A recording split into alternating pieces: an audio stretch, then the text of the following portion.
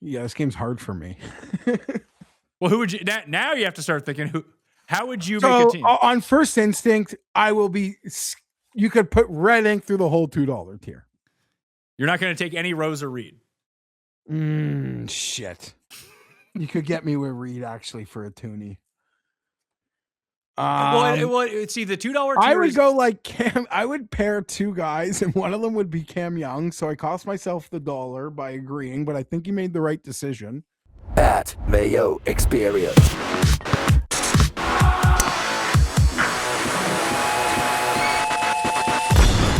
Every single year, people play a Masters pool, so I have put one together. Unfortunately, Jeff, I've been tasked with, along with you, of coming up with the tiers that we're doing. So it's going to be a 5x5. You can play. The link is down in the description to play. It's $20 per entry. It has 285 spots, $1,500 to the winner. Top 34 pay this week. But unlike the traditional Masters pools, where you pick like one guy from each box and move on, you have a salary cap for this one of, I believe it's $25. So there's a $5, $4 to $15. 5, 4, 3, 2, and $1 players. And you can mix and match within your salary cap. So you can have 2 5 guys if you want to, or you can take no 5 guys if you want to. You just have to stay within your budget, and that way you can differentiate from people a little bit more. So those are the parameters. Fanball.com is where you can play this. Again, the direct link is in the description, but we got to come up with the tiers of the players. This is tough. Tier 1's easy, I feel like, but Tier 2 gets a bit trickier. It is very tough. It is very tough. I'm not good at decisions like this. All right, so but I agree. The differentiating between like who's a 2, who's a 3, who's a 3, who's a 4, no simple. So I think we have. It depends on who we want the 5th guy to be in the $5 tier. So Scotty is in the $5 tier. Rory is in the $5 tier. Bryson and Rahm, I think, are your 4, right? Yeah. Who is the 5th guy in that tier to be the $5 player? Because that guy's not going to be owned in this contest, by the way. Yeah, so that's the thing. You're now making a decision, and you're eliminating this person from the game, essentially. But I think even the people who disagree with whatever we come up with, everyone recognizes that you could ask like 5 different people and get 4 different answers. Well, that's part of it. We could just go by the odds, what they normally do. But I think they've asked us to do this for the Masters so we can massage it a bit to make it more compelling for people to play in. So I'm between 2 people as the final person of the $5 tier to make it different. It's LIV or Xander, right? No. See, I think you have to make it someone people actually want to take. So Cam Young? Like, what are you doing? Yeah, Cam Young or Xander would be the 2 choices. Because Cam Young would be bold because you would be forcing people to nut the F up. Well, that's part of it. This is why they've asked us to do this. I think that's because all of these people have money on Cam Young to win futures. We're going to get to the week of, and people are going to be betting Cam Young regardless. I asked me yesterday who's winning the Masters. I said Cam Young. So I guess he might be my 5. I mean, I wouldn't have, until you told me you want to spice up the game theory, I probably would have leaned to odds, but you know your audience, so you're going to put them in a pretzel if you put them there, I think. I think this makes it more fun if we put Cam Young as a part of the $5 Or you make the decision easy for him, and people just, I love Cam, but we're swerving. But that's the game. Well, you could do that, or we could just say Ludwig is the 5th guy, and then no one takes him. Okay, so let's just pretend this. Do you think there is a chance that, like, who would be picked more or both be equally nothing as the 5th guy, Ludwig or Xander? And I'd argue Xander might actually pull more votes. Ooh, I don't know. I think Xander's going to be a very popular bet at the Masters. But that's my point. If you ask someone, who do you trust more to win the Masters, Ludwig or Xander, I think the majority of people would lean Xander. I agree. And people would pick Xander as a part of this tier, but people want to pick Cam Young. And this makes it tough for them. So are you saying, but here's the thing. You either put Cam Young in this tier or he's not really used, or he's in the next tier and he's the most owned player in the game. I think if that's the choice you have to make, I think making it difficult on people wanting to take someone, I think that makes more sense to me. Okay, so let's do that. Let's get spicy. People will like tell us we're wrong because of the odds, but you've converted me to think that makes sense. And then the next tier actually becomes kind of simple. So Xander, Ludwig, Fleetwood, Colin and who? Fitz? I would put, if it's between like Fitz or Rose, I would put Fitz. Well, the choices for that last guy would be Reed, Fitz, Rose, Hideki, Brooks. I think Fitz has to be ahead of Rose and Reed. Like, I love Reed. He hasn't played in 2 months. Yeah. So what do you do with that? Let's throw Fitz in there as that last guy. So we'll go Xander, Ludwig, Fleetwood, Morikawa, and Fitzpatrick will be the $4 players. I do agree. If Cam Young is in that tier, he's probably the most owned player in the first 2 tiers. Yes. So I think you've made the right decision by spicing up the game maybe a little here. So what do we do now? Because do we just want to go like obviously we want to tier out the guys, people who want to pick, but do we make like the $1 players, maybe not necessarily who are the next 5 on the odds board? Like with the $1 players, do we go down the list to find guys that people actually want to take?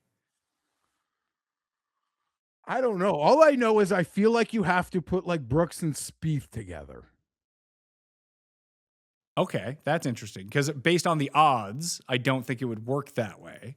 But I agree with you in the spirit of it. Like, are they $3 players? Are they $2 players? What do you think?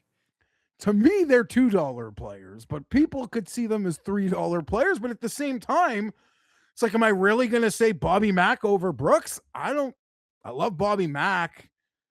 He looks like he can rise to any moment, but so I feel like if you made the $2 tier, and this would go against the odds, if you made the $2 tier, Rose, Brooks, Spieth, Hatton, Victor?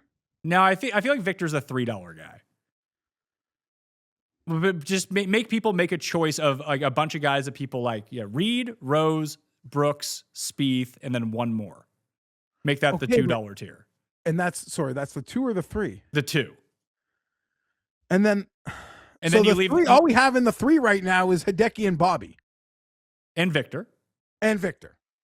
Hideki, Bobby, Victor, Goddard probably falls in that mix. Yeah, where do you put Justin Thomas? You could put him as a part of those 2. He could be the 5th $2 guy.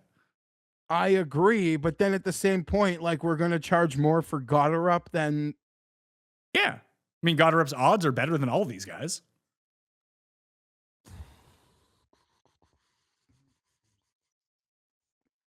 Yeah, the $1. Yeah. Now my head's spinning. See, this is more fun than you thought it was going to be. Yeah, I mean, yes, and we're trying to create a game that has more like maybe piss and vinegar to the people picking them. Yeah, to make it an actual fun game. Like, who would be the other guys that we could sneak? Because you're going to be sent the generic game from like your buddies, and it is going to have like the obvious. Like a lot of it is almost going to be picked for you just based on what the tiers are. Yeah, exactly. In this game, there is a bit more theory to what you can do and how to construct your team properly. So we'll go Hideki, Bobby Mack, Victor.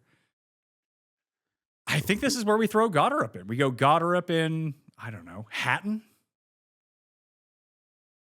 Or Akshay. No, Akshay is going to be a $1 guy. Okay.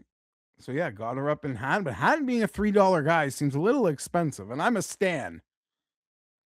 Well, I'd be a Karen on like, what? $3 for Hatton? Do we throw Justin Thomas into this tier and throw Hatton into the next tier with the guys? With that Spieth tier? I think that would make more sense in terms of like balance, but there is like a cheeky thing to putting Thomas with like the names that we're putting in that other tier. Thomas is interesting. Like he's off the injury, played well. Wasn't he like 11 over here last year? I'm just having a mini Justin Thomas Masters conversation, but I honestly don't remember him from the Masters last year. He was like atrociously bad, but I guess that was a common theme for him in a lot of he was hurt. No, because he played well at the Valspar leading into the Masters. Yeah, he was T36 at the Masters last year. He made the cut. I'm making something up there. So yeah, Justin should probably be in tier 3 then. And then he won the next week at the Heritage. Then he came second at the Truist. Justin should be in tier 3. Okay, so it'll be tier 3 will be Hideki, Victor, Goddard, Thomas, and Robert McIntyre. Tier 2 will be Spieth, Brooks, Reed, and Rose. Lowry? Hatton? Because we're doing this more like as a theme. See, but now we're like making shit. I mean, by the odds, those guys are there. Like Hatton's 40-1 to win. Lowry's 45-1 to win. I know, but I feel like even like we're sort of trying to make a cheeky group at the $2, and I think that is maybe screwing the game because you could argue like Rose, just based on odds, should be higher for sure. Maybe, but not significant. He's not significantly more than any of these guys. I think making the tier of theme is a little bit better. And then it gives you the ability to be like, oh, I want Spieth and Rose, and I want Scotty and Rory, and then find one other player. Like you could theoretically do that. And then let me just say something. It is possible where we could leave someone out of the $1 tier just because they don't work for the game. Exactly, yeah. Like you only have 25 guys to pick one. Like if someone just gets passed in like the $2 or $3 tier, that doesn't mean we're just putting them in the $1 tier because that would really screw the game, I think. Like, for example, we don't need to have Cantlay in this game. Do we need Goddard in the game? Or I think so. I think having like everyone inside the top 15 in odds represented, I think makes sense. And look, like with the way Goddard's won twice this year, he's like the number 10 player in the world. 100%. And just because you don't even need him to win, if he comes like 12th place, he'll make good on his $1 or $2. Yeah. So Spieth, Brooks, Reed, and Rose, who do we want that last guy to be as a part of like this theme of tier? Is it Lowry? Is it Hatton? Reed, Rose. Fred Couples. Here's my just question. I feel like whoever we don't pick here is like too valuable for the $1 tier. I tend to agree. I'm good with not having Lowry or Cantlay or Hatton not in this, but I think one of them takes this spot. Okay, so I agree. I don't know that it can be Cantlay. I would, yeah. So we're between Hatton and Lowry. Shit. Or Henley, or Cam Smith, Adam Scott. Where is Henley? Yeah. Maybe it should be Henley. And that would. I don't know. I'm stumped. You got to make this final call. I'll throw Hatton in here. No one wants to take Lowry anyway. People are pissed off with Lowry. That's who we were talking about. Another hole in one. Guy, hole in one every 3 tournaments. So just bet on individual hole in ones for Shane Lowry. You'll be good to go. I think the $1 tier is the most fun tier. I agree. So you said Boccia's going to start us off? Yeah, Akshay will be number 1. I think we just make this $1 tier all because there's not going to be a lot of long shot bets at the Masters. Although I will be betting Akshay because, that's what I'm going to do. But I think we just try to find 5 guys that people like and want to bet on, but make them accessible here for people. And Sepp fits this tier. I was going to say Minwoo fits this tier. Minwoo, I think Adam Scott fits this tier. And I'd argue Henley probably deserves a spot. Yeah, no, we don't have to have Henley in this game. And Connors is always, he plots along these places quite well. Well, it's not who's going to be the best. I think it's going to be who's the most fun to pick from this tier. Well, yes, we're trying to make a tier that makes the decision difficult while giving players people like to include and not having there be like an obvious choice. You could go Sepp, Henley, Adam Scott as the final 3, but like Sam Burns, Sahith. Minwoo, I think, has got to play. Yeah, I have Minwoo penciled in or in pen already as part of this tier 1 or $1 tier. I mean, why Scott over Day? Because people like betting on Adam Scott. People hate betting on Jason Day. People like Adam Scott. I do like Adam Scott a lot, but I have no negative thoughts to Jason Day. No, but maybe that's what it is. People like Adam Scott. People are neutral on Jason Day. Maybe Cantlay should be $1. You think he's more valuable than these guys? Like I don't know that I'd pick Cantlay over like a Sepp or a Bhatia. I wouldn't. You know who is? You know, has to be a part of the Siwoo has to be a part of this tier. Yeah, let's go. We can't have a game the Mayo 5x5 and not have Siwoo. So Siwoo will be $1. And I could be wrong, but every week I feel like people are sluts for Sep. And Well, we know why. I mean, if we just make this the $1 tier is the Pat Mayo tier, it'd be Akshay, Minwoo, Siwoo, Sep, and Nikolai Højgaard. That would be the $1 tier. Yeah, or even replace Hoj with like Scott. Like it's all the same. So we'll go Sep. Yeah, then the last spot. Who was the last man in? Jake Knapp is a name that we have not mentioned. Could Jake Knapp I guess be? The best players we have not mentioned would be Knapp, Burns, Lowry, Cantlay, Ben Griffin's not going in this game. I hate to say it. Theegala, but now we're getting deep. Yeah, I mean, they're the same range as like Henley, Minwoo, Homa. It actually is funny staring at this right now because I don't know that I've ever like stared at, usually when I go look for a Masters odd, I'm like looking for someone specifically, finding it, like it, don't like it, leave. And I'm sure this happens every year, but like there's no tournament with so few bodies between 60 and 100. Yeah, there's basically no one. It's like now. And that makes sense because I would argue that's the total dead range. In terms of winning the Masters. I agree, but that's not what we're doing here. No. I've gone. You're right. I get distracted easily. We're on. I just noticing it because I'm like thick in this part of the board, and then you get to the hundreds quickly, and you're like, wow, that was like 8 names in this. And then you're into a bunch of guys that no one wants. Yeah, no. Unless you made it that tier. Here, the $1 is guys that no one wants. Well, there is one name we could make $1. I just don't know if he's going to play or not. Oy. He's not playing, and no one will pick him. No one will pick Tiger? No, because he's not going to get. You're going to pick guys in the $1 that you think like can come 12th, 15th. Tiger's not doing that. What about Phil then? What about him? He came second like 2 years ago. I agree. He didn't play much early LIV. There was some personal issue. I don't even know if we were ever told, but he's come back. He's been okay. Adam Scott is probably the logical answer to this question. Because people will, like, if we put Henley in this tier, no one wants to pick Henley. People want to pick Adam Scott. Okay, so let's do it. All right. So here are the tiers. Ready? Tier 1, the $5 player. So once again, hit the description. You can play in this. $20 to play, $1,500 to the winner.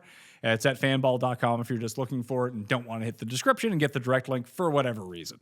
And you can play it in the Fanball app as well, where you can do the race for the Mayo Cup one and done. $5 tier, we got Scotty, Rory, Bryson, Rahm, and Cam Young as your $5 players. $4 players, Xander, Ludwig, Fleetwood, Morikawa, and Fitzpatrick. $3 players, Hideki, Victor, Goddard, Justin Thomas, and Robert McIntyre. $2 tiers, the 2 theme tiers. $2, Spieth, Brooks, Reed, Rose, and Hatton. The $1 tier, Akshay, Minwoo, Siwoo, Straka, and Adam Scott. No Americans in that $1 tier. Yeah, this game's hard for me. Well, who would you now you have to start thinking how would you make a team? On first instinct, you could put red ink through the whole $2 tier. You're not going to take any Rose or Reed. Shit. You could get me with Reed actually for a toonie. See, the $2 tier. I would go like Cam. I would pair 2 guys, and one of them would be Cam Young. So I cost myself the $1 by agreeing, but I think you made the right decision. Do you think it's worth? Okay, you say you don't want to take any of these $2 guys. Do you think that the $1 players are more appealing in terms of winning and taking rather than the $2 guys? Like, do we flip those? Do we make the Spieth Brooks tier the $1 and the other tier the $2?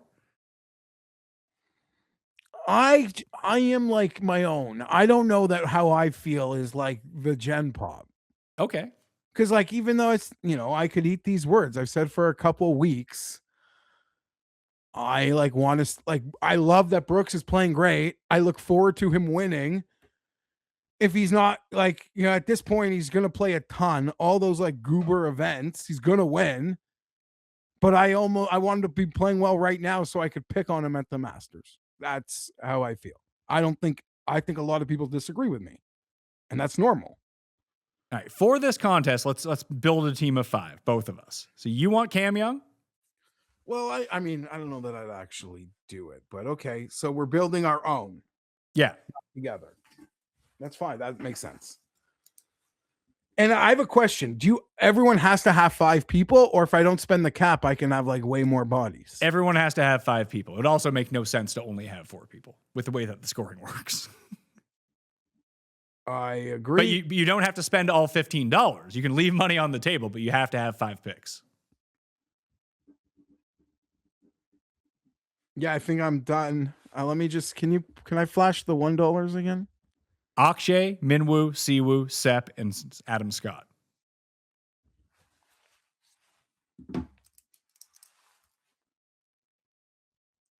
So I'm down to 4. I have 4, and I need to make one last pick.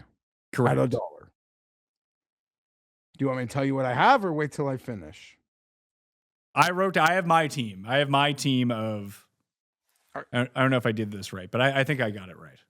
I think I did it right. All right, so give me your team. It's incomplete, but I'll finish it before I'm done talking. I took Scotty, Cam, Reed, Bhatia, Siwoo. All right, our teams are very similar. But okay, yeah, that was dumb. I was playing for the brand with Siwoo. Give me Minwoo. I'll swap woos. Minwoo. All right. So you have Scotty, Cam Young, Reed, Akshay, and Minwoo? Yeah. And mine was Xander, Collins, Scotty, Akshay, and Siwoo. Yeah, see, Collins an X factor, man. If he's like healthy and good, yeah, I like what you did there too. Although the move could be, although I don't think that Siwoo is all that much different than Spieth, Brooks, Reed, or Rose. You could go X, Colin, Fitzpatrick, $1 player, $2 player, and not use Scotty. I get the sense that Rory will be the least picked guy of the $5 guys. There's no fun in taking Rory this year. Like Scotty, you're banking on that he rebounds and everything is fine. The LIV guys will just be popular because people like Bryson. Rahm probably fits the best of anyone like coming into form. He's been awesome so far this year, and people want to pick Cam Young. Like, what's your case for Rory?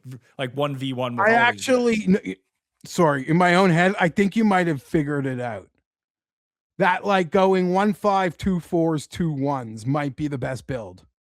5 2 4s. 2 1s. I think I just wrote like Scotty, Tommy, Xander, and then Batyev pick another one. So does that make sense then to move the 1s to the 2s? That's why I asked that question to begin with, because then would we just not be doing the exact same thing with the other ones? Okay, let's try it the other way. Let's try it with. So do you like your team more? Because I went Akshay and Siwoo, you went Akshay and Minwoo. Now let's move the 1s to the 2s. Are you good with Reed and Rose in those spots?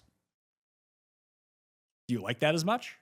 I have no problem picking Reed at $1, and I could make something work. Yeah. I mean, like, Bocce is fun and exciting to bet right now, and that's. I'm going to bet. We were on him last year to win the Masters. Yeah, and he's been even better this year. Why wouldn't I pick him?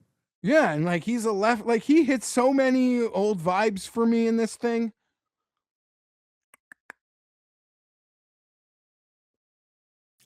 I think we've constructed it well. The problem is the $3 tier. There's no one's going to use any of those guys. They're the least exciting names on the board, unfortunately. And then the problem is if you shove someone good in there, then they just get abused. They do, or if you move those guys down, then if they're $2 players, everyone takes them. It's just the $3. I didn't even consider a $3 Victor. So, game theory wise, I think that the $3 tier is like, if you can find the guy that finishes top 5 from there, that's how you win. Last year, Victor, oh no, because he won the Valspar right before. Correct. And then he had actually a nice little start at the Masters last year. Did he? Was he? I don't remember what he finished at the Masters last year. Or maybe I'm thinking 2 years ago when everyone was like anti him. There was one year I bet him. That was the year that Rahm won. And I just feel like last year at the start of the Masters, there were two guys in like the worst form who came out banging. And one of them, I think, was Max. Victor came out banging last year. Then he was 73 on the 73 on the weekend. He came T21. Yeah, I think people will have fun. I've already liked the team. I loved it. Now I've permutated another. People will spend more money or submit more teams or rack their head just figuring out the one that works. But then you mentioned in terms of game theory and actually trying to win the pot might just be in that $3 tier because you could see how people would skip it. Absolutely. So yeah, let's do that. So those are the tiers. You can find the link to play down in the description right now. There's only 285 spots, so I'd go, and it's an 8 max, so you can play up to 8 entries in it. This is something your dad, we wanted to structure it like the one and done, where it's something your dad can play in, like your friends who barely pay attention. There's enough, like, I think simplifying these games is the way to go, especially if it's not like the big $1 million prizes or betting. Like if it's just a very simple game for people to play, it needs to be simple. And I think this is simple. And I think the choices are tough. I think that's exactly what we want. I'm not just saying this to put air in your tires, but on first instinct, I feel like I like doing this way more than it's like 8 boxes, pick a guy from each box, and half the boxes, at least to my heart-o mind, feel like there's an obvious pick. I agree. I wanted to make more tiers. Like I wanted to have like 8 tiers worth of guys and like try to do it that way. Just the game parameters within the app did not work that way. But we're dealing within the constraints. We're working inside the box to make it as good as possible. I think that listen, people can outsmart themselves. Like on DraftKings, you're going to play for like bigger prize pools. On Underdog, you're going to do drafts in a certain way.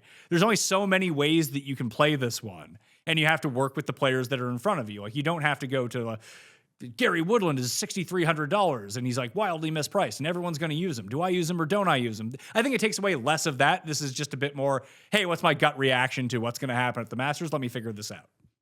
I will say if Morikawa wins this week, he'll feel very mispriced, maybe.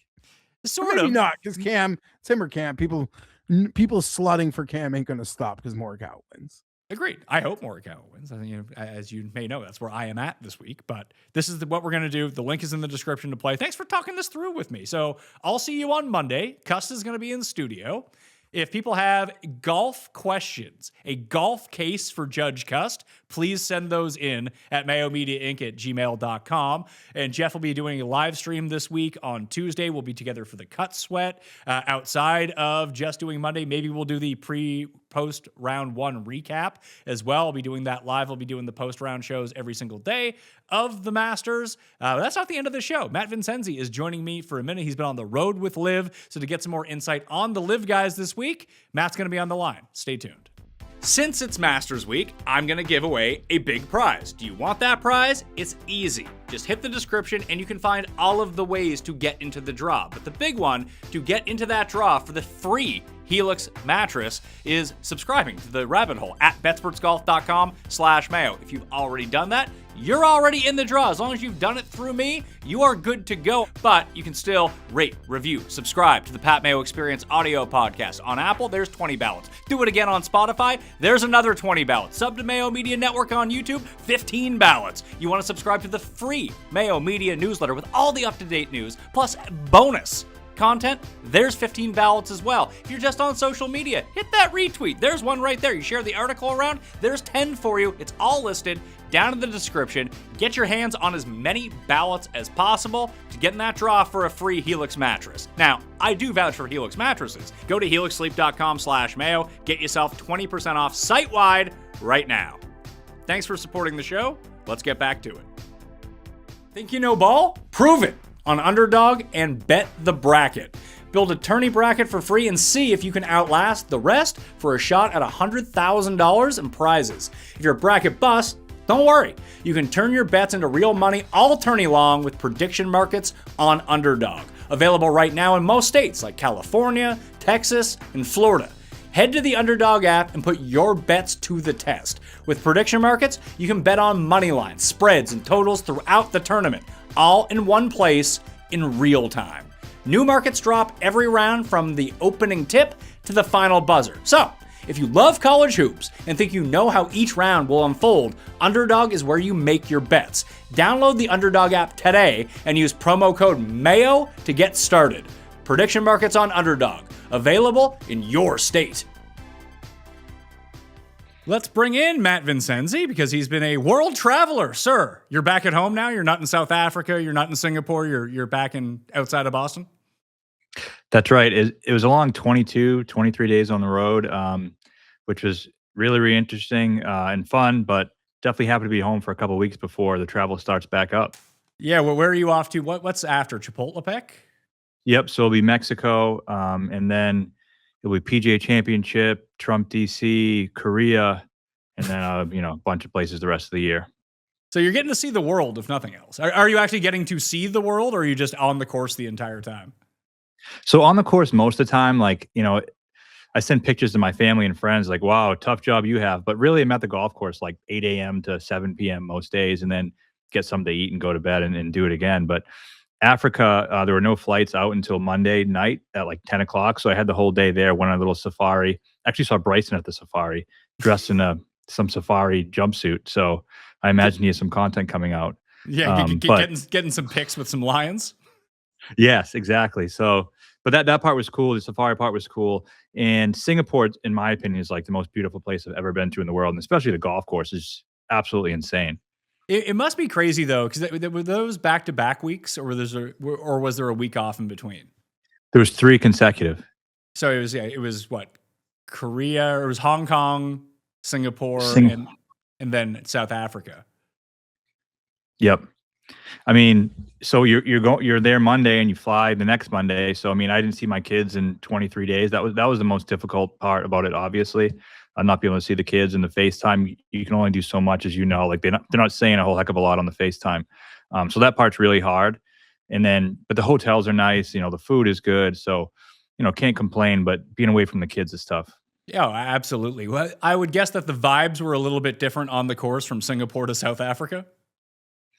Well, yeah, in a way. I mean, Singapore was great because, Sentosa is just a sick course. I mean, not just the scenic beauty of it, but also it's like a challenging course with real golf shots that you love to see. South Africa, a little easier, but the fans were so into it.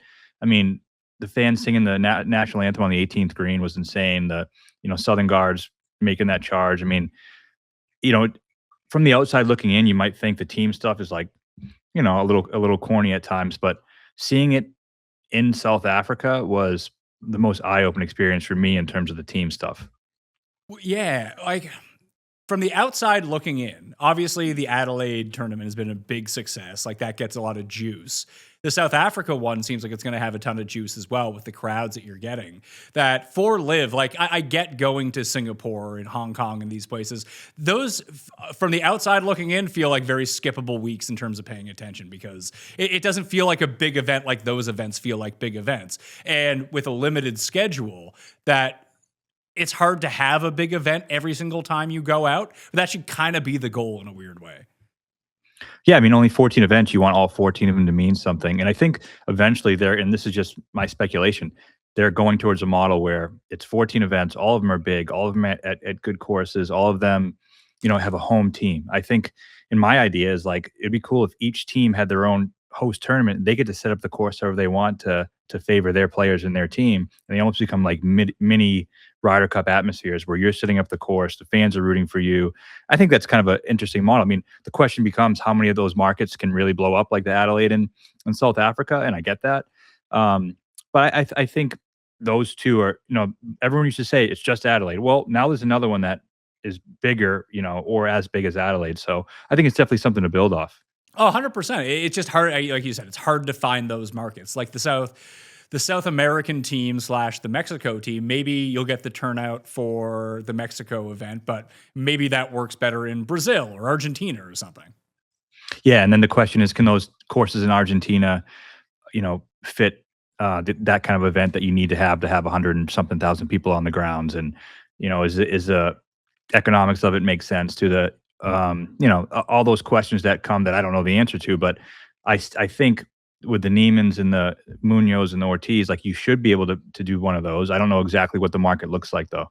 Well, that's a decent segue into what I wanted to talk to you about today is the LIV players that are going to be in the Masters field. Obviously, we know the big two that are there. They're third and fourth on the odds board with Bryson and Rahm, but there's other guys, former champions, and then Carlos Ortiz is randomly in this field too. I totally forgot about it. Yeah, that T4 at the PGA got him in, and he's playing pretty good right now. He's striking it well. The one thing to me that's a little disappointing, and I know some people probably won't like it, but it seems like a handful of the players on LIV that are actually playing well aren't in the tournament. And 6 of the 11 players that LIV has in the Masters are past champions like Phil, DJ, Charles, Bubba. Guys who probably don't really have a chance to win. And the guys who are playing really well that aren't here, it's kind of disappointing. I think you could have 3 or 4 more. You could, but I saw a lot of people kicking up a fuss about Niemann, but Niemann's past 12 months haven't been very good.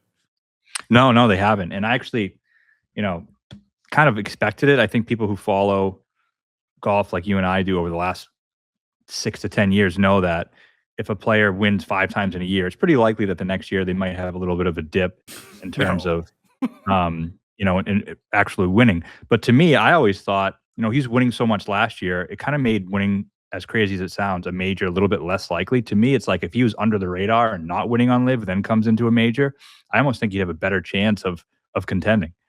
What's been going on with him so far this year? Like, what is it? Just Bryson and Rahm have been so dominant. They've kind of lapped everyone else, and they're back to being top 5 players in the world and doing it every single week. Or is it just Niemann's fallen off a bit because that's just how golf goes?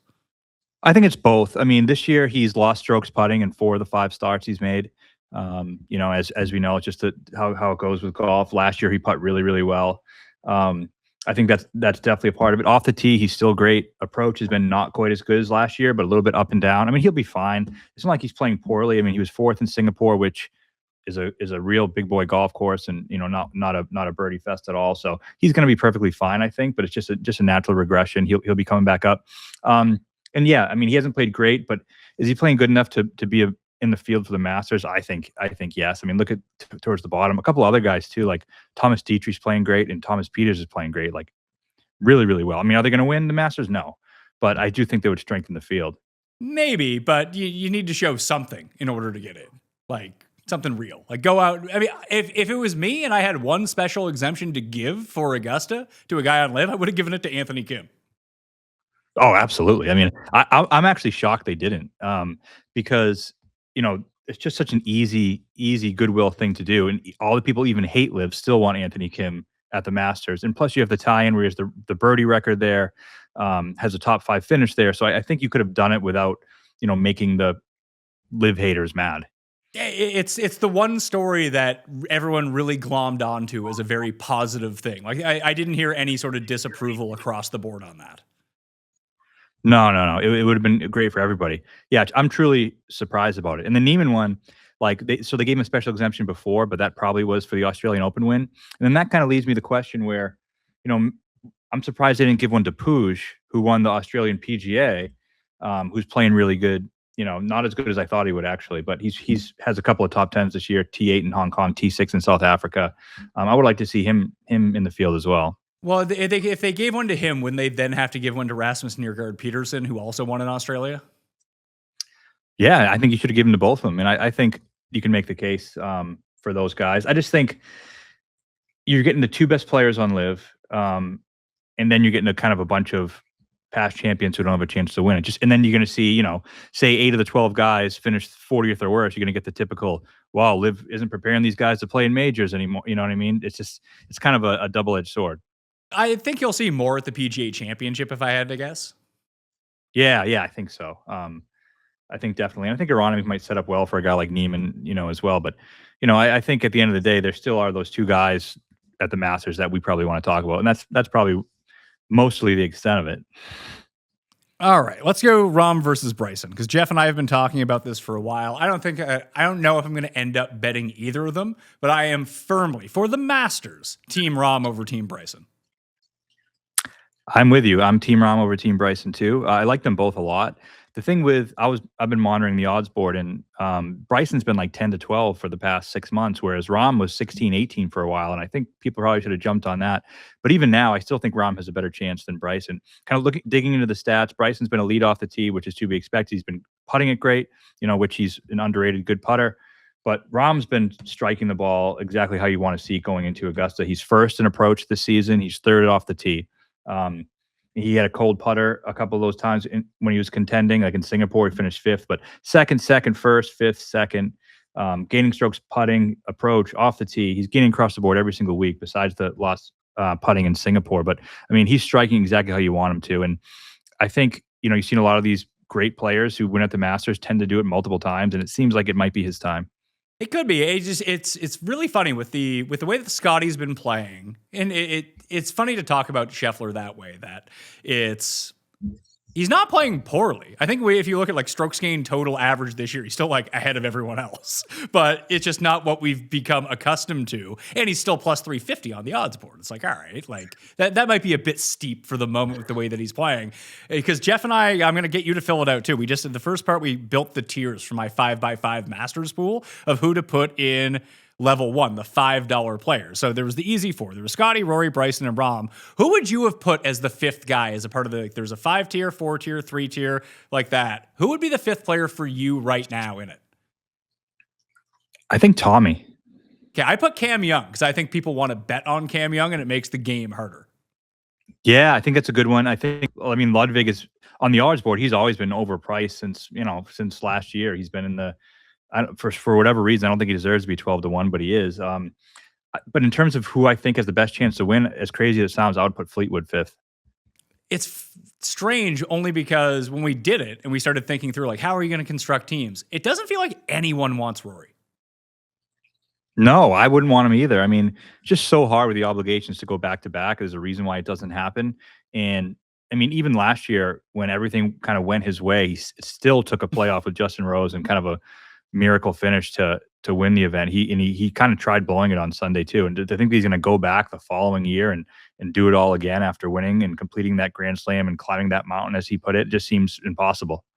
It does, but you could reverse the case and just be like, well, there is no pressure on him, and no one expects him to do anything this time around. He's still the number 2 player in the world. He's second on the odds board. He just won here. People are scared off by the back, but the back's not a problem. I don't care about the back. I care that he's defending champion, and he's not going back to back. I just don't think he is. So do you think that you'll end up betting? I mean, are you allowed to bet on this stuff anymore? No, not really. I mean, it's kind of I haven't really talked about it, but technically I'm not allowed to. Ah, so that's a bummer. You're still allowed to talk about it with me, though, right? Yeah, sure. Yeah. No one said otherwise. Yeah. So like I'm looking at like the inside the 20. And I'm still not there yet, but I think Morikawa and Xander are probably my first 2 looks in this tournament. They're both we'll see what happens with Morikawa's back. I bet him at Valero too, because I thought the odds were weird for him. Like either he's hurt or he's not. If he's not hurt, he should be the betting favorite. If he is hurt, then he's going to WD and not play in the field. But if you had just said Morikawa 2 months ago, hell, a month ago, and you made him 16-1, people are like, oh yeah, that's the guy who's going to win. I mean, to me, it sounds crazy, but the Masters is like the easiest handicapping field of the year. And doesn't mean you automatically get it right, but it's always has been to me the best player that's playing the best heading into the week. You typically don't get a guy who hadn't won already. You typically don't get a guy who is kind of in poor form and found it at Augusta. Usually the player who has already won that season. He's shown elite form and he's among the best players. It's not a random guy, which is, you had the Willett one whenever, but typically that's how it goes. So I thought when Morikawa won earlier this year, I was thinking, I mean, he seems like perfect to win the Masters this year. And I thought, there were 28s to 35s out there at that point. And I was like, that's a smash spot. And then the back thing happens. And now it's like, I've told some people they probably should bet it. Do you cash it out? Do you let it ride? I'd like to, this week at Valero is going to be really interesting to see kind of how he plays and what he looks like and what the stats are. I want to see him getting a bunch of strokes and approach if he can win the Masters. I agree. And that's what he's been doing all year long. I just find it hard to believe that he's playing Valero if he's not okay. Either you wait for the Masters because you need that time to heal, or you're fine. Yeah, I mean, and who maybe he's a pre-tournament WD, or maybe he hits a couple of shots and decides he can't handle. I think there's a lot of questions, but I agree with you. If he is healthy, and he probably is, like you say, I think he has a great chance. I'll just put him in the top 6 or 7 guys with a chance. Let's talk about Hatton for a second, because this seems like Hatton's been in, I don't want to say a downward spiral, but he's just not playing at the same level he was 12 months ago. Yeah, I mean, he's not playing well really at all. Start of the season, 47th in Riyadh, which is obviously terrible. And the LIV field finishing 47th out of 57 guys. Then in Adelaide, he bounces back, finishes T3. Stats were great. And then T45 in Hong Kong. So it's been up and down. He's lost strokes putting in 4 of his 5 starts this year. He's been bad around the green. Approach has actually been relatively good. He has a back-to-back top 15s at Augusta, but he was in incredible form going into those. He's someone I would probably avoid because, you know, he tends to complain about Augusta when he starts not playing well. I'd have a hard time seeing him contend this week. I think the other majors he's probably live, but this one I'm not too sure. So outside of the big two, who would we be looking at here? Like Cam Smith's not doing much, DJ's not doing much. What's the deal with Phil right now? Because regardless of Phil's form, what's going on with him when he gets to Augusta, every second year it flips for him. So he's like 300 to 1, not to win, but like perform well. Yeah, I mean, it's just every year he gets older, just like all of us, right? He's almost 56 now. He was pretty bad in South Africa. The stats were really bad. I just don't think he's had enough. He's sharp enough. I mean, even when he finished second here a couple of years ago, I mean, he's shown a couple of things heading into it. Let me see, what year was that? 2023. Yeah, it was the year Rahm won. Yeah, I think he'd played 3 weeks, kind of in a row heading into there. You know, the finishes weren't great, so he can still figure it out. But I just don't know how much practice he's been having and how rusty he is. I mean, that'd be a tough one to see. To me, the course history guy would be more Cam Smith. Not that he's playing great, but he is playing better than he was the last 2 years heading into it. You know, this year he has a T8 in Singapore, which is a legitimate golf course. T8 in Adelaide. He's gaining 1 million strokes putting as usual, but it's still good to see. And off the tee is still really, really bad. We've seen in the past that he can figure it out, even if the driver isn't working at Augusta. He can kind of get away with it here. I have a feeling he might finish top 20. Okay, so Cam Smith. The other guys who are in the field, DJ, Sergio, Bubba, Charles, mentioned Ortiz, and Phil. Of those guys, is there anyone whose underlying stats would point to them doing something? I mean, I think Sergio's playing pretty good. His approach has been good. His off the tee has been good. He's been fiddling with drivers a little bit. He went from the Callaway back to the Titleist, back to the Callaway again. But he seems to have found something in South Africa. I think, you know, he's using funny enough, he's using the golfer putter from like Germany. It's a carbon face putter, which is really unique and weird. Then he's using that Mark Wahlberg underground golf ball. Did you see that? No. It's a Mark Wahlberg company, and you have to pay like $1,000 a month to be a member to get the golf balls. And it says underground on it. It's a weird little golf that he's been using, and he's the only person who uses it. And I guess he's striking it. Well, he's not putting any better. No, he's not putting well at all. I just thought I don't think it's related to anything we're talking about. I just thought it was kind of interesting. Well, yeah, hold on. Well, why would I pay $1,000 a month to be a part of a club that sends me golf balls? I could buy a lot of golf balls for $1,000. It's Mark Wahlberg, I guess. Funny story about Mark Wahlberg. I play golf at Boston Golf Club, and he's a member there, and he plays there all the time. And he was in the group ahead of me a couple. Well, yeah, I didn't realize that you also played at 3 a.m. or whenever he plays golf. Yeah, so it was like one of the random days where he played at the normal times. But they said he never plays with anyone, just goes with a caddy and a 4 caddy. And then if he ever hits a ball in the woods, he has his 4 caddy go in there and make sure no matter where it is, like even if it's deep in the woods, you have to find it and get rid of it because he doesn't want anyone finding his ball in the woods. Well, it's $1,000. I can see why. Yeah, exactly. The underground ball. But for Sergio, I don't know if that's working for him, but he's striking it pretty well. I could definitely see him playing well. And one thing about the Fireballs this year is they changed. They don't have the bright red and the bright yellow, so people can't call him Ronald McDonald anymore. It's more of like a maroon and tan. That's, you know what? That's probably a change for the better. Yeah, less attention on the outfit and more attention on the golf. I think he could finish in the top 20.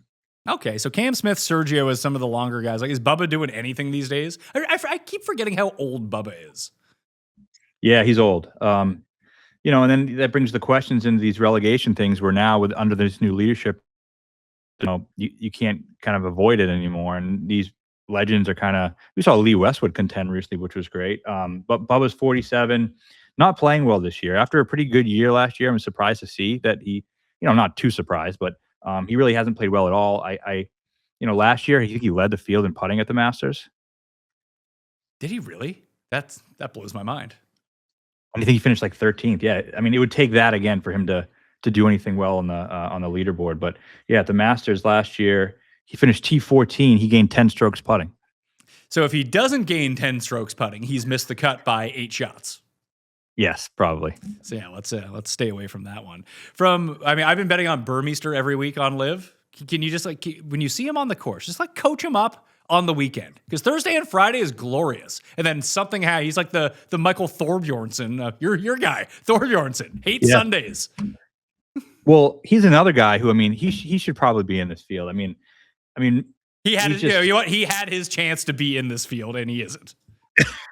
Very true. He could have won those events, but so this year he's gone T6, 7th, 10th, 6th. In South Africa, did you see any of his antics in South Africa? It was fucking incredible. I'm not kidding when I say every single shot he did some type of celebration or wave to the crowd or pumping his fist or hands in the air, and the crowd was going nuts. Put the South African soccer jersey on the 16th hole or 17th hole, and he had a great. He was just putting on a show for everybody. He's a great personality guy. He'll be in the PGA Championship, I would guess. And what's the discussion around you being out there and seeing the guys with official world golf rankings going to them now? So right when it was announced, it seemed like a lot of the people surrounding LIV weren't that happy with it, but there's a couple things that I thought were important. One, it's much easier to go from 1 to 2 than it is from 0 to 1, right? Breaking that seal and getting points at all, then you can reevaluate in the future. And the second thing is, what I don't think a lot of people realize, is the more points LIV gets and the more tournaments you have that give points, the more points you're going to get. Because if your players are climbing the rankings, therefore your field rating goes up, therefore your point value goes up. Of OWGR goes up. And everyone is going to get more, because they had essentially, I'm looking at Rahm's right now. He only has 19 events that count towards his official world golf ranking, because none of the LIV events from ever before this year had been counted. Once you just get 2 years of LIV events, or hell, even a year, all of a sudden your divisor can go up much higher. Exactly. And I think that's the first tournament was 23 points, and then the South Africa, it was 26 points. So it's already going up. So I think it's a great development. I know people wanted more, but everyone's always going to want more. I thought it was, do I think you could have had more? Sure. But I thought it was a relatively fair decision. And I think, I don't think it's smart to say, once you get something you've been looking for a long time, to say, oh, well, I want more now. Well, I want more now. To me, it's I think, and let's reevaluate in the future. It's going to help too. It's going to get more of the LIV guys into majors. Just you have to wait probably till next year before that really starts happening in full force. If Dietrich and Burmeister and Thomas Pieters are playing well enough, they will get inside the top 50. Yeah, it just takes a little bit of time, and those guys are playing well. And like you mentioned, Burmeister is playing well. So for this particular Masters, like we're talking about, I don't know what guys can really contend outside of those top 2. But I do think, in the future, like you said, PGA, we might get some more. Open, we might get some more. And I think it's trending in that direction. I like what you said about the setting up, make all of the teams have a home course with their setup. I feel like that really leans into the team aspect of it and make the team stuff feel more important. Like you said, on the grounds, it might feel that way. As an observer, it doesn't feel that way. And maybe that's just, you're American, I'm Canadian. Maybe it's just a North American thing that's just not how we think. Right, 100% it is. And I think team identities, the Australian and South African one are easy, right? Because you have a whole nation behind you. They care about it. They want to watch their players. They don't get great players in their field that they have already on the DP World Tour. So for them, it's really easy to embrace. That Southern Guards gear at the merch tent, we're selling out like crazy. They really truly believe in it and love the product and the team element, and they love their Southern Guards, like truly. There was a Louis Oosthuizen shirt, like his face with a gap tooth missing, that everyone was buying. It sold out in 20 minutes. So they definitely get it. But I agree with you, and I also think the team element is tough, because some of these teams with a lot of Americans on it, what's their identity? Like the 4 aces, it's DJ and AK, which is great, but then it's Pieters and Dietrich. Where's their home event? So I do think you can kind of build towards that, but then it also, brings up more questions does that mean free agency? Or these players you're trying to sign, it doesn't make sense to put them on certain teams and you're not getting the best player available, and it's not a true free agency because you can't get the players from the wrong country. It does open up some more questions. Yeah, and that does make it tough to build around. What are the other? There's an all South Korean team, right? Yeah, unfortunately, right now they stink. I was talking to somebody about it. And I was like, how would you set up the course? I'd make it like 5,700 yards and the fairway is like 3 yards wide. Maybe they have a chance. But Ben-An's playing okay, I guess. Not great. He's playing all right. And then the other guys really just Song, Min-Kyu Kim, and Danny Lee, where, it's team just isn't great. You get the UK event. The thing about the Majestics, the team isn't very good. Lee West is playing good, but no one else is. But they're like, everything else about their team is great. Like their marketing, their little stick program. When you go to the UK event, they're doing a great job on everything besides getting results on the course. Yeah, that's kind of what I mentioned to Geoff about the Tiger situation, that, Tiger's best option here to get people to now reverse their opinion back to what it was about Tiger pre-DUI was play in the Masters and play well. Then people will forget about you, but you can't really do that anymore. Exactly. It's like, for the Majestics to take off, you just need Ian Poulter to win an event. Well, it doesn't seem like that's going to happen. Now, anything else for LIV you want to share? I always just curious about being on the road with stuff like that. I couldn't do it. And there's a lot of people that couldn't. I know that this isn't something that, it's not like you've been, a traveling journalist for 20 years. Like, just getting thrown into this and being away, like you said, for 4 weeks at a time away from home. I think it's like, I struggle traveling for 2 days for work. I'm like, I hate this so much. Even if what I'm doing well on location is awesome, great work, tons of fun. I like traveling. I don't like traveling for work. Yeah. I mean, I think there's a couple interesting points about it. The first one is, the flights are, everything's taken care of. The food is taken care of. You're getting the best amenities. You're staying at really nice hotels. So that makes it much easier. You don't get a nice dinner, and it kind of helps things a little bit. The other aspect for me is like, 5-6 years ago, I was teaching elementary and middle school kids. And that was fucking hell. So, I mean, not having to do that every single day is like, so even my worst days, I miss my family, I'm on the road. It's like, I'm not fucking telling a bunch of 7-year-olds to please listen to me. And I'm gonna get to watch golf, and you get to exercise. You're outside. You're in beautiful places. You're always in nice weather. The other issue, just like you would know, where I'm coming from, freezing cold, and there's 2 feet of snow on the ground. It's nice to get away from that too. The other part would be, I need to either talk to you so you can run it up the chain. Calgary is sitting there for LIV, and it would get a big turnout. I know there's no Canadians except for the general, Richard T. Lee, on LIV Tour, but just Western Canada is primed for that because no one plays in Western Canada, and there's a ton of money and a ton of people there. Yeah, I know that I've heard that it would be really, really great. One thing, it does seem like the population in Canada kind of is maybe more anti-LIV than other places. It seems like, but not out west though. That's like the prime LIV territory, like where the PGA plays, be it in Southern Ontario. And listen, there's like 1/3 of the country in Southern Ontario, hence why they have every PGA Tour event there. There's like 1.2, 1.5 million people in Calgary. It's all oil money. They're starved for competitive golf tournaments, and Mickelson has a course there already.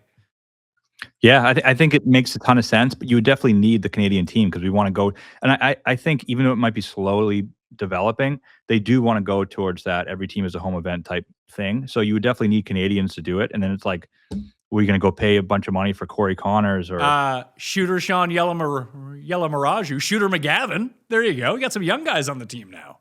Him and Richard T. Lee. You'd have all Canadians, but none of them are white. Yeah, well, the rest of them are all white, so you have to pick up 2 more to be on the team, and then you have your. It's almost like looking at Canada anyway. What it looks like. Yeah, I mean, Richard T. Lee. Did you see that? What he missed in the playoff? Oh my God, Bryson seemed like he felt so bad for him. Oh, it was horrible. I remember I was talking to him, I was like, "There's no chance he misses this," and a couple people were like, "Yeah, he might," but I was like, "It's 18 inches." Well, he missed it.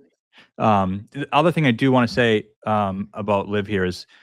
I want to say about Rahm or Bryson in terms of the Masters.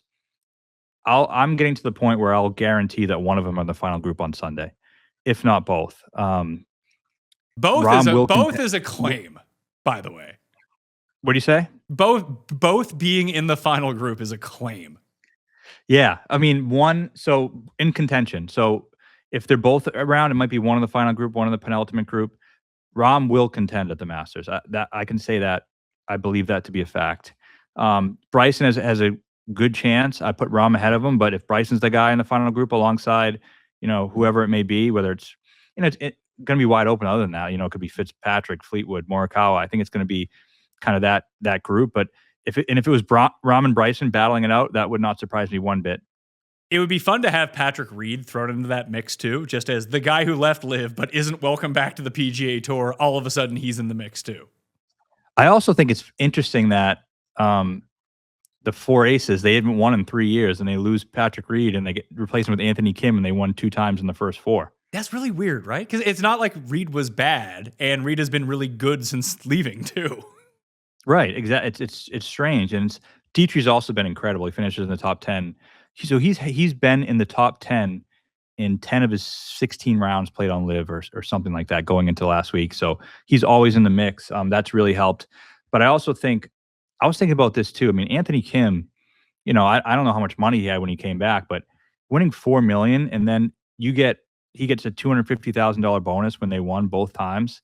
Like, that's a lot of money to win in a short amount of time. That is, and especially if you're not just randomly blowing it on whatever you feel like, you can keep that money now too. Yeah, I mean, and when you came back, I'm sure he probably didn't have that much. So it's like, what a change in your life that is. Holy shit. Yeah, have you talked to him at all? Yeah, I mean, he's the guy I'm closest with on LIV. We talk all the time. He's it might not surprise people that the person I've gravitated towards is AK. But he's great. I walked a practice round with him and Dietrich in Singapore, and it was like a really, really cool experience. Spend the whole day with them, seeing how they practice, how they go about doing it. Interviewed him and his caddy for a story that actually got published today. Yeah, really, really interesting. Learning a lot. He's the most down to earth, cool guy you'll ever meet.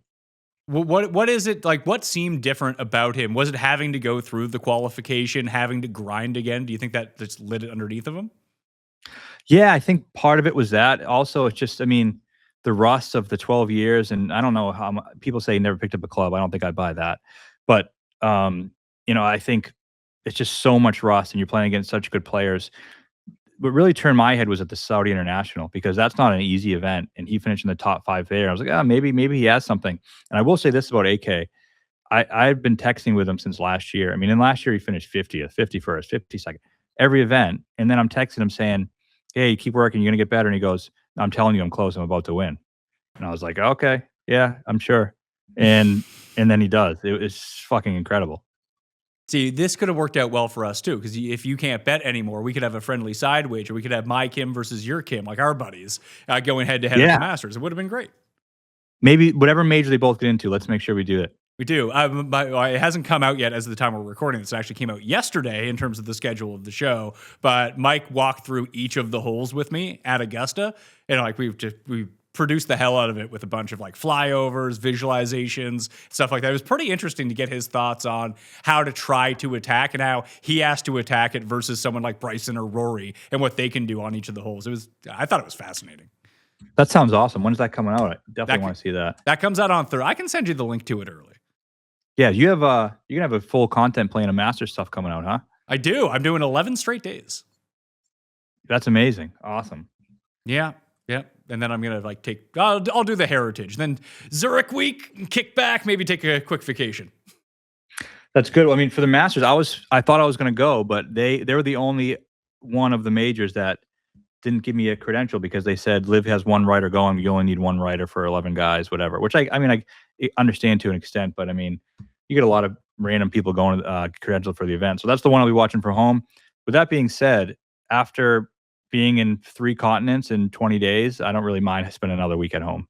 Augusta's weird like that too, because I was talking to Keith. Keith has a credential for it, but it's not even just not every place has credentials for the Masters. It's a real, they pick and choose who they want. So if you have an in, they can pick you. Even if you're high up doing something with a certain place, they still might not give you a credential.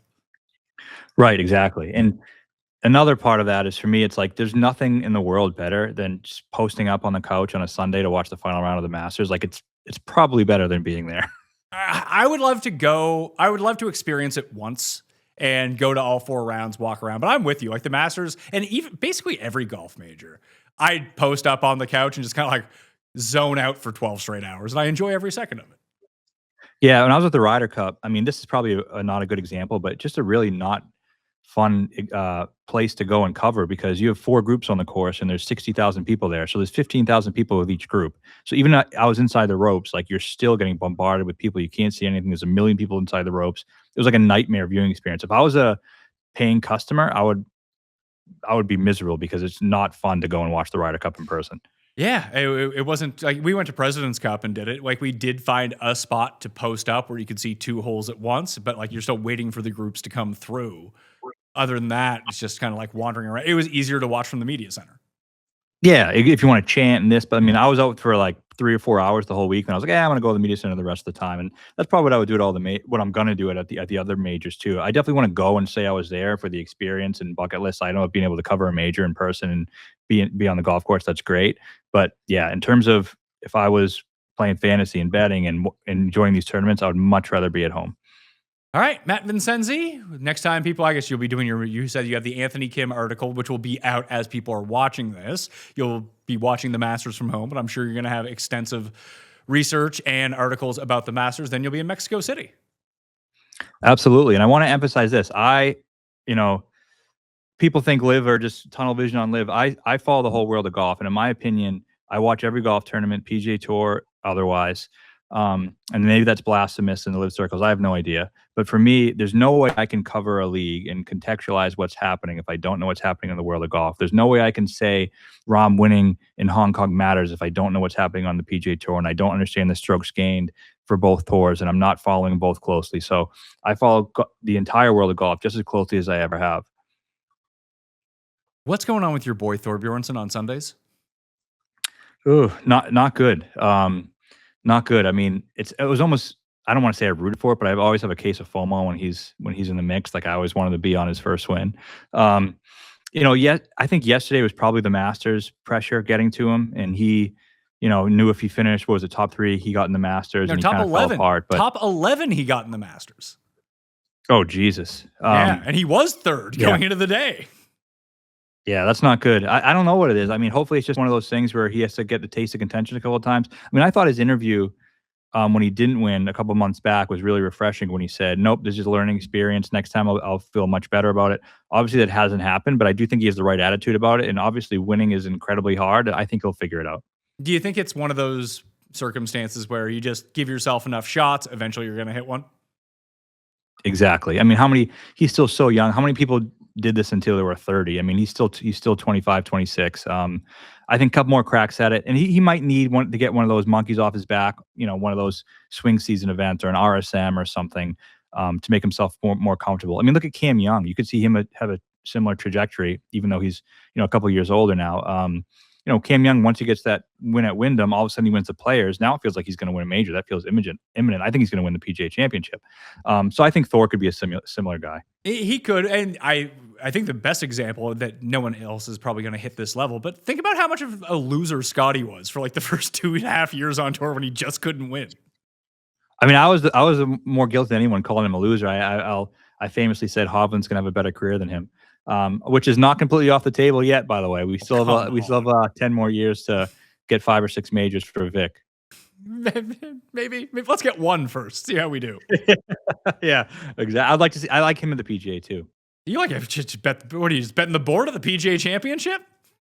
I like Young, Hovland, and I think Neiman's going to surprise there too. Who did I throw in? I've already bet Fitz, Rose, and Bobby Mack for the PGA Championship. Yeah. Bobby Mack's driving this year. Very good. Yeah. Yeah. And it's who designed the course? Donald Ross, I believe. Donald Ross. So yeah, you could look at the Donald Ross guys and they kind of pop up. Fitz has been great at Donald Ross. I think that's why I think that makes a ton of sense. I have the big future on him to win the Masters. So I just hope he wins the Masters. He's he fits all the trends. He's in form. He definitely could. Yeah, he is. I was trying to figure out who actually fits the trends. And this is going to be the year where the trends just don't make any sort of difference whatsoever.